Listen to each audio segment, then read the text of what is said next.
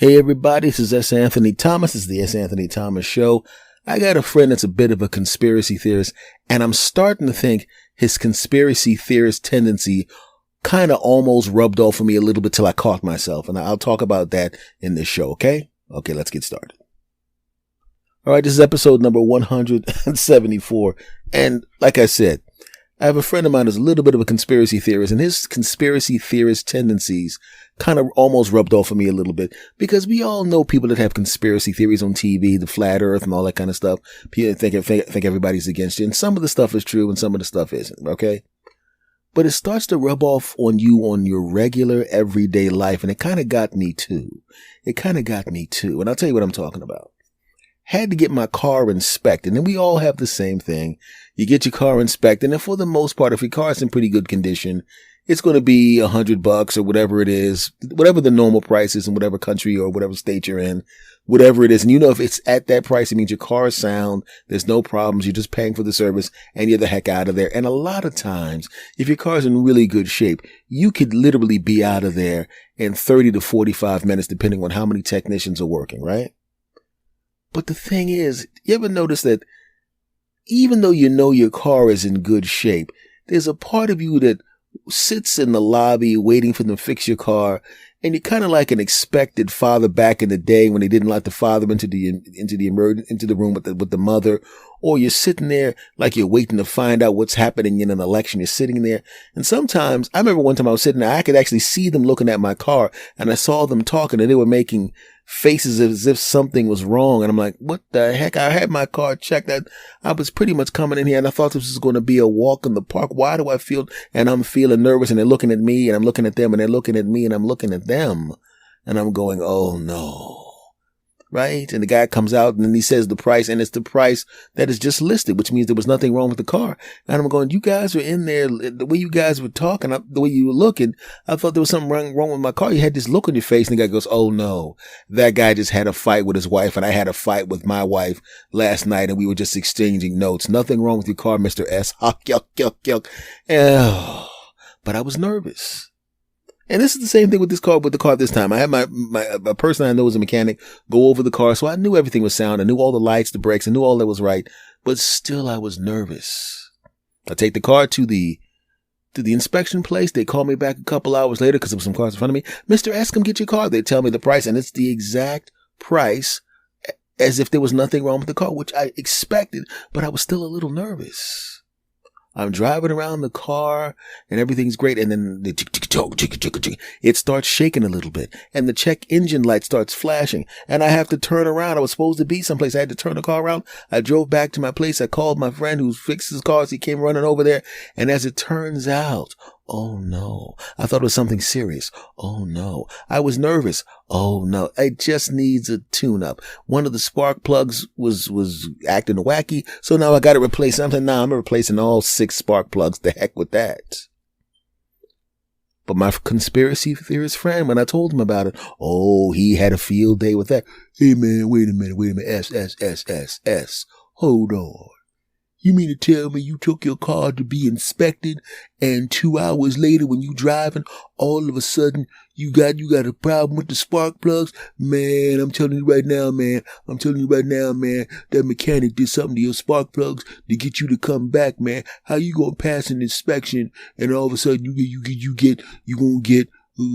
need a tune-up or you need some spark plugs? That's some bull, man. I'm telling you right now, they set you up, man. I bet you when you drove in with your car, they were like, hey, man, let's get this guy. Let's get him good. Mess his spark plugs up and make him have to come back, because the little bit of money he had to pay for the inspection, that's not enough. We got to get some more money out this dude, man. We got to get him. And I'm on the other end of the phone, looking at the phone as if to say, what are you talking about? But then again, in the back of my mind, I started thinking, well, maybe he's right. Wait a minute. Why all of a sudden, after the car gets inspected, all of a sudden I need a tune-up all of a sudden? I didn't need a tune-up before. What's going on? And I realized how dumb what I was saying was. This could have happened at any time. Had I gotten the car inspected 2 weeks ago, this still would have happened and I wouldn't even have thought about it. But because it happened on the same day, it was a coincidence. But not to him. It was, no, ain't no coincidence, man. I'm telling you right now. But I know it was a coincidence. But isn't it weird how we do that with cars, but we don't do that with other things? Right? Because we know that mechanics will try to upsell you. And I don't have a problem with the mechanic trying to upsell me or any business person trying to upsell me on something if they think it's something that I need. If I go to the mechanics and I want to get something fixed, and while they're fixing something, they notice something else that is actually in need of repair, and that's happened before. Well, the guy showed me the part and said, this is wearing out. You'll be fine probably for a few months, but then you're going to have to come back and this might do some damage, And I said, how much is it going to cost? He told me the price. I could handle it. I said, well, get that fixed too. He said, okay, we'll take care of it. It's going to take an extra half an hour. You can sit in the lobby. You can have some donuts or some Danish and watch some TV, have some coffee. But that's okay. You know, you say you go to buy your laptop, your computer blows up or something like that. And I've had that happen before. And you go to the store to get the computer repaired, or it can't be repaired, and you have to buy another computer. And it's okay because you've been saving money for it. You're prepared for it. You go to buy the computer, and then they try to upsell you to some other stuff. You know, if you had more RAM, you could actually do better with the computer. It would be actually faster. But you need more memory. What about a double quadruple and a quintuple? How about you add a couple, double this and a double that?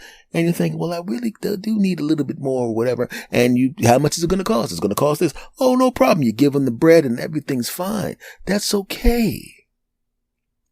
But sometimes, as you've seen on if you have a news reporters in your town, and you all do, you've had them and you've seen them take a car to the mechanic, make sure that the part is absolutely perfect. Take the car to a master mechanic, have the person go, this part is in perfect condition. It's brand new. And if they tell you that it needs to be fixed, they're a liar. They drive to the mechanic. The mechanic goes, yeah, your quadruple quintuple is broken. You need to get that fixed. And then they bust in with the cameras. Hi, I'm John Smith with the news. And the guy goes, oh crap. Yeah, that's right. You said the quintuple needs to be fixed, huh? Well, I have news for you. We have a master mechanic. We have some videotape right here. And then the guy goes running out and they chase him in the car. Get away from me. I'll punch you, Mr. Reporter. And he drives off and they knock on his door at home. Knock, knock, knock. We're here with Eyewitness News. Weren't you the guy that tried to scam? But I don't know what you're talking about. You can talk to my lawyer. So you know that's in the back of everybody's mind. But what about everybody else did that? What about that was a thing no matter where you went? Wouldn't that be kind of weird? And I'm starting to wonder about my friend who's the conspiracy theorist guy. He's miserable a lot of the time because he just can't stop thinking everybody's trying to scam him. He's really one of those dudes where if you're in his core group of friends, and I am in his core group of friends, he trusts you completely. If I called him up right now and said, yo, give me your social security number for something, he'd go, oh, okay, 885-8987. And he would just tell me the numbers because he trusts me. But if somebody else looks at him more than 1/10 of a second, look at that guy over there. He's trying to set us up for some robbery. He's trying to set us up. Drive around the block 12 times. Okay. Drive around the block 12 times and then roll down the window and go, hey, let's head to the police station, because he's going to think we're going to the police station and then they're not going to try to rob us. That's what we need to do, because it's a scam. He's trying to get us. He's trying to get us good, man. That dude's trying to get us. He's trying to get us good. And I'm in a constant state of trying to calm him down. I grew up in near / the hood as well. So I'm suspicious of people, but I'm not as suspicious as this brother. Because you can't be that suspicious of everybody. Everybody's not trying to scam you. You got to watch out for yourself. You got to pay attention to what's going on around you. But everybody's not trying to scam you. Some are, but not everybody. Not everybody. Because if the world was as bad as he thought it was, you wouldn't even want to walk outside. He thinks that every mechanic is trying to scam you. Every mechanic is not trying to scam you. Some do, but not all. He thinks everybody outside's trying to rob you. There are criminals outside, but the majority of people are actually pretty good. You do have to watch out for people who are scammers, but you don't want to have your whole existence sitting there thinking everybody is scamming. Trust but verify, right? Now, I'm not dumb. I'm not going to run to get, well, I don't smoke, but if I smoked, I wouldn't run to a stop and go store. And if you're familiar, I got to explain to people who are outside of the United States. A stop and go store is a store in the hood that basically sells just enough food to be able to sell alcohol and cigarettes. And they sell really high powered beer, the kind of beer where if you're not used to drinking it, when you do drink it, the next thing you know, somebody's waking you up and you're like, why am I on the sidewalk in front of the place where I bought the beer? And why is it Thursday now? I started drinking this beer on Tuesday. That type of beer, right? And basically those places are basically just